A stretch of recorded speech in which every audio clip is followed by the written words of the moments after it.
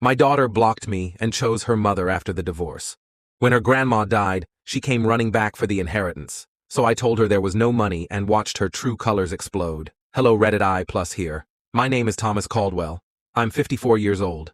And this is the story of how my own daughter vanished from my life for 8 long years, only to return the moment she smelled money. It's a story I never thought I'd tell, but after what happened recently, I think people need to understand how greed can twist family bonds into something unrecognizable. 8 years ago, my world crumbled when my ex-wife Rachel decided she was done with our marriage. We'd been together for 16 years, and I thought things were stable. We had one daughter, Lily, who was 13 at the time. Smart, funny, and the center of my life. But Rachel had other plans. She had been having an affair with her co-worker, a man named Travis. And while she played the perfect wife at home, she was secretly planning her escape. When she finally filed for divorce, she came at me with a level of cold calculation that left me breathless. She hired an aggressive lawyer and fought for everything she could get. Suddenly, I was being painted as an emotionally absent father, a man too wrapped up in work to care about his family. It was the complete opposite of reality. I had built my small construction business from the ground up to give them a better life. But in court, truth doesn't always matter. Narrative does. And Rachel was a master at narrative. Losing my daughter. The divorce drained me, emotionally and financially. But the real heartbreak wasn't the marriage ending. It was losing my daughter's love. Rachel turned Lily against me one whisper at a time. She told her I'd been planning to leave them, that I cared more about my company than her dance recitals. She even told her that I'd tried to take their house away. Lily, young and impressionable, believed her mother. Visitation weekends turned into constant conflict. Rachel would forget to tell me about school events, cancel visits last minute, or tell Lily I'd said I didn't want to see her. Lies that cut deep every time I discovered them. I tried everything. Movie nights, camping trips, helping with school projects, anything to remind her that I loved her. But it wasn't enough. Rachel had more time, more influence, and an endless appetite for revenge. By the time Lily was 15, she barely spoke to me. She'd sit in my car during our visits scrolling on her phone, refusing to talk. Then one afternoon, she said the words that broke me. Mom said you only want to see me so you don't have to pay more child support. That day, she blocked my number. She blocked me on social media too. I'd send texts and emails, just little, "I love you, I'm here when you're ready" messages. But nothing ever came back. The courts didn't help. My lawyer told me that forcing a teenager to visit me would only make things worse. So I let her go. Not because I wanted to, but because I didn't know what else to do. 8 silent years. The years that followed were quiet and lonely. I kept working, kept living, but there was always that hollow ache. I'd hear about Lily through mutual acquaintances. How she'd graduated high school, gone to college out of state, even that she'd started dating someone. I mailed birthday cards, sent small gifts, and never knew if they were even opened. The silence became something I learned to live with. Through it all, there was one person who kept me sane. My mother, Eleanor. She was a retired school teacher, tough as nails, but with a heart big enough to carry all my pain. Eleanor loved Lily deeply. Even after the estrangement, she sent her letters, Christmas cards, and money for birthdays. Never a reply, but she did it anyway. "One day she'll remember where she came from," she'd say. "Don't give up on her." Then, 3 years ago, Eleanor was diagnosed with pancreatic cancer. She fought like a soldier. I was there for every treatment, every appointment, every late-night panic when the pain got too much. Lily was informed through Rachel's sister, and she never called. Not once.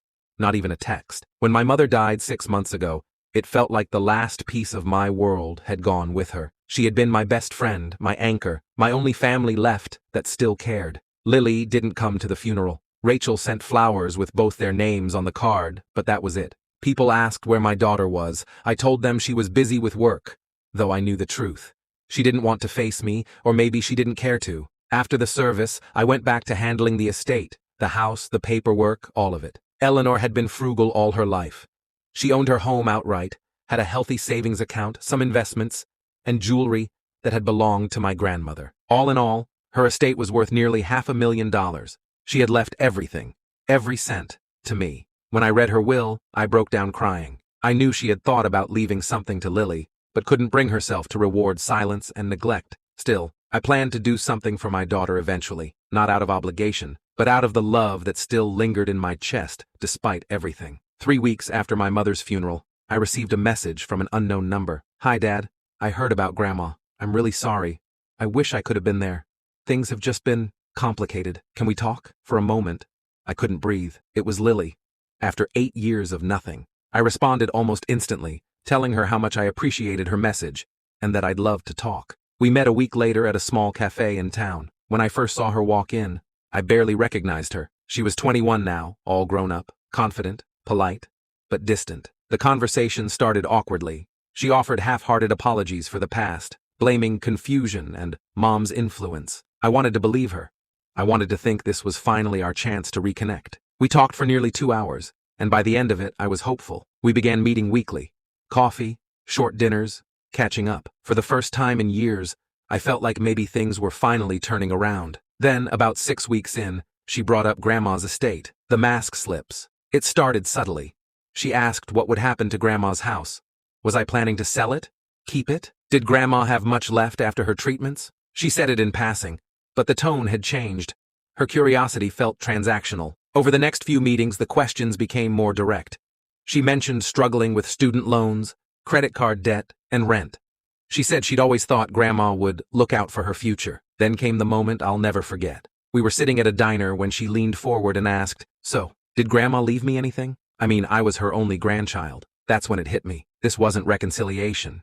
It was calculation. The timing, the questions, the sudden warmth. Lily hadn't come back because she missed her father. She came back because she thought her grandmother's death meant a payday. My little test. I looked her in the eye and said gently, "Sweetheart, Grandma didn't have much left. The treatments took everything. I'm actually dealing with a few leftover bills myself." Her expression froze. Then it changed. Not to sadness, not to sympathy, but irritation. She asked if I was sure. Maybe Grandma had investments I didn't know about. Jewelry, property. She was almost interrogating me. And when I calmly told her there was nothing left, she went quiet for a few moments, then said, "Wow, I thought she'd have planned better than that." After that, she stopped reaching out. No calls, no messages, no coffee invitations. Within a week, she disappeared again, this time for good. The truth is, my mother had left behind more than enough, but I couldn't bring myself to tell Lily that. Because if I had, she'd have tried to take more than just money. She'd have taken my peace. I kept quiet, donated a portion of the inheritance to charity, renovated my mother's old house, and decided to finally live for myself. I stopped waiting for apologies that would never come. Sometimes I look at old photos, me holding Lily when she was a baby, her laughing at the beach, the drawings she used to make for me on Father's Day, and I feel that familiar ache. But it passes quickly now, because the truth is, the moment she walked away over something as temporary as money, I realized what my mother had been trying to teach me all along. Love without respect is just manipulation. And some people only come home when they think there's something to take. Months passed after Lily's sudden disappearance. I'd already accepted that her return had never been about family. It had been about inheritance. Still, there was an ache in my chest that wouldn't quite go away. I told myself that someday, maybe she'd mature and realize what she'd done. I had no anger left, just exhaustion, but life wasn't done testing me yet. About 5 months after my mother's funeral, a letter arrived at my office. The envelope was from a law firm I didn't recognize. I remember that moment clearly. My heart thudded as I read the first line. "Our client, Ms. Lily Caldwell, believes she is entitled to a portion of her late grandmother's estate and is seeking clarification regarding its distribution." I almost laughed out loud. She hadn't spoken to me in months, hadn't come to the funeral, and now she was lawyering up because she thought she'd been cheated out of money she never earned. Apparently, Rachel, my ex-wife, had filled her head with the idea that I had manipulated my mother's will. They claimed I'd influenced Eleanor while she was sick, convincing her to leave everything to me instead of her rightful heir, Lily. It was the same manipulative pattern Rachel had used during our marriage. Only this time, she'd weaponized my own daughter against me all over again. The court battle begins. They actually filed a petition to contest the will. Their attorney argued that my mother had been mentally compromised due to her illness, and that as the only grandchild, Lily should have received a fair share. They requested that the court freeze all assets from the estate until an investigation was complete. I sat in that courtroom the first day, watching Rachel and Lily walk in together. Lily looked uncomfortable, but Rachel had that smug little smirk she always wore when she thought she had the upper hand. When our eyes met, Rachel gave me a small, knowing smile, as if to say, "You're going to lose again." But this time, she underestimated me. You see, the evidence they forgot about my mother had always been meticulous about documentation. Every decision she made, from updating her will to writing personal notes about her medical condition, was recorded, notarized, and stored with her lawyer. There was no manipulation, no confusion. The will had been updated 2 years before her illness, when she was in perfect health. In her handwritten note attached to the will, she had written, "I love my granddaughter dearly, but she has chosen a different path. My son Thomas has stood by me through everything, and I know he will honor this family's name. Everything I leave behind is my gift to him, and through him, to whatever future he chooses." When my attorney presented that letter in court, Rachel's confident expression cracked for the first time. The judge reviewed all the documents, including recordings of my mother's last meetings with her estate lawyer, where she clearly and calmly confirmed her wishes. The case fell apart quickly after that. Within weeks, their petition was dismissed. The judge even scolded their lawyer for wasting the court's time, and suggested that emotional grievances are not grounds for inheritance redistribution. After the case collapsed, I thought that would be the end of it. But Rachel wasn't the kind of person who accepted defeat gracefully. A month later, I received another notice.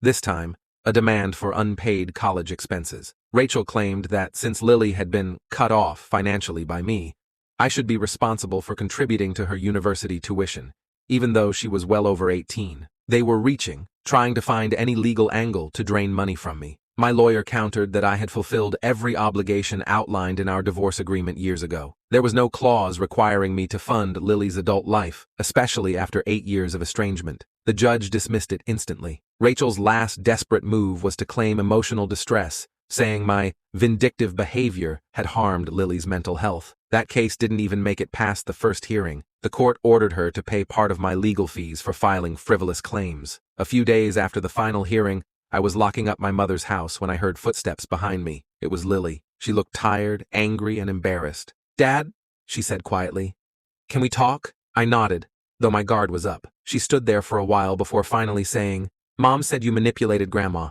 that you convinced her to cut me out." I didn't get angry. I just sighed and handed her a folder I had prepared. Copies of my mother's letters, her will, and the statements from her lawyer confirming everything. She flipped through them, eyes darting across the pages. When she reached my mother's handwritten note, the one that said, "I love my granddaughter, but she chose a different path," tears welled up in her eyes. "She really said that?"